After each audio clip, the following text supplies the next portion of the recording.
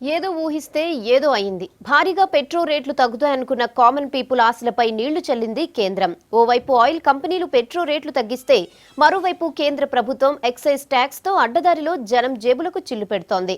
అటు ప్లస్ ఇటు మైనస్ తో పెట్రోల్ రేట్లు మళ్లీ తగ్గాయి. ఆయిల్ కంపెనీలు మరోసారి పెట్రోల్ ధరలను తగ్గించాయి. అంతర్జాతీయ స్థాయిలో ముడి చమురు ధరలు తగ్గిపోవడంతో లీటర్కు ₹2.42 ప్రైస్ డౌన్ అయింది. అలాగే డీజిల్ ధర లీటర్కు ₹2.25 తగ్గిస్తూ నిర్ణయం తీసుకున్నాయి ఈ కంపెనీలు. గతేడాది జూన్లో బ్యారెల్కు $115 మేర ఉన్న క్రూడాయిల్ ధర ఇప్పుడు $46కు పడిపోయింది.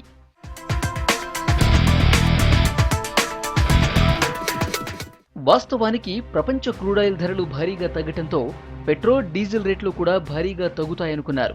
కానీ కేంద్ర ప్రభుత్వం లీటర్కు ₹2 ఎక్సైజ్ ట్యాక్స్ పెంచడంతో మొదటికి మోసం వచ్చింది. పెట్రోల్ లీటర్కు కనీసం ₹7 మేర డౌన్ అవుతుందని ఎక్స్పెక్ట్ చేశారు.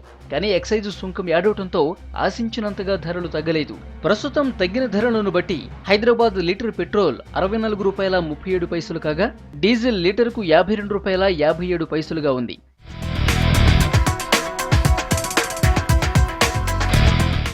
ఆగస్టు నుంచి ఇప్పటి వరకు 9 సార్లు తగ్గించాయి ఆయిల్ కంపెనీలు. దీంతో పెట్రోల్ లీటర్కు ₹14.66 తగ్గింది. అక్టోబర్ నుంచి 5 సార్లు డీజిల్ ధరలు తగ్గగా లీటర్కు ₹10.71 డౌన్ అయింది. మరోవైపు కేంద్ర ప్రభుత్వం కూడా 4 సార్లు ఎక్సైజ్ సుంకాన్ని పెంచింది. అన్బ్రాండెడ్ పెట్రోల్పై లీటర్కు ₹8.95, అన్బ్రాండెడ్ డీజిల్పై ₹7.96 ట్యాక్స్ని పెంచింది. తాజాగా మరోసారి ట్యాక్స్ పెంచింది.